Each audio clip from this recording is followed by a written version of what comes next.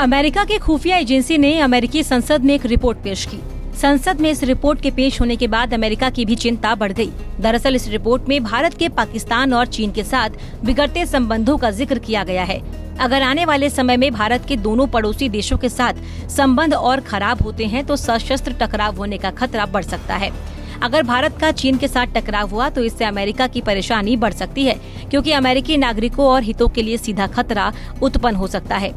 अमेरिकी intelligence community की annual threat assessment की रिपोर्ट के मुताबिक भारत और चीन द्वारा सीमा के विवादित हिस्से पर बढ़ती सैन्य गतिविधियों से दोनों परमाणु ताकतों के बीच सशस्त्र टकराव का जोखिम बढ़ रहा है। अमेरिकी राष्ट्रपति को सौंपी गई खुफिया रिपोर्ट के अनुसार इससे अमेरिकी नागरिकों और हितों के लिए सीधा खतरा उत्पन्न हो सकता है और इसीलिए अमेरिकी हस्तक्षेप जरूरी हो जाता है।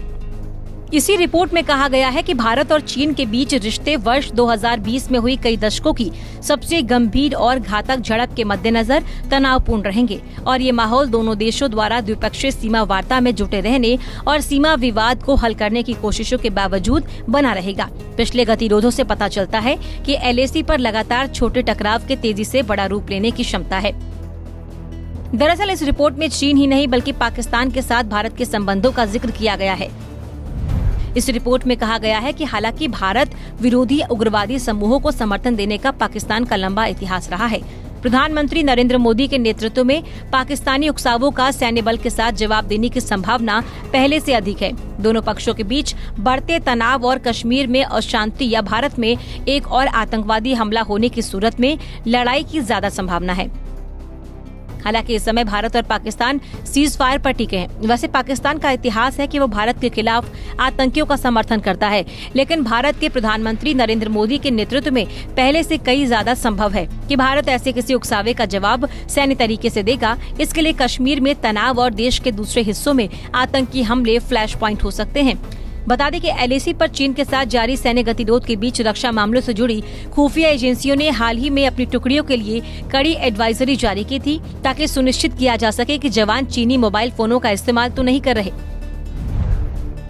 इस एडवाइजरी में कहा गया था कि टुकड़ी और यूनिटों को अपने जवानों को अलग अलग तरीकों से संवेदनशील बनाना होगा, ताकि वो चीन में बने मोबाइल फोन उपकरणों के इस्तेमाल में सावधानी बरतें।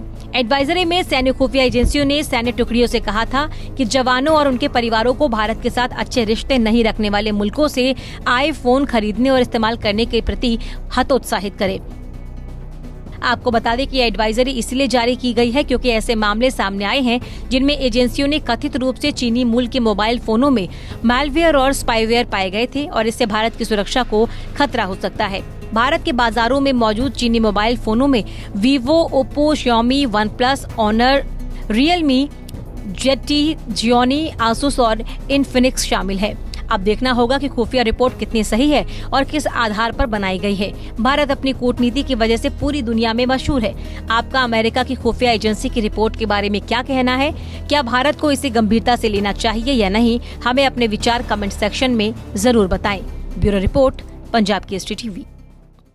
हमसे जुड़े रहने के लिए हमारे YouTube चैनल को सब्सक्राइब करें और नई वीडियो की नोटिफिकेशन के लिए बेल आइकॉन को दबाएं।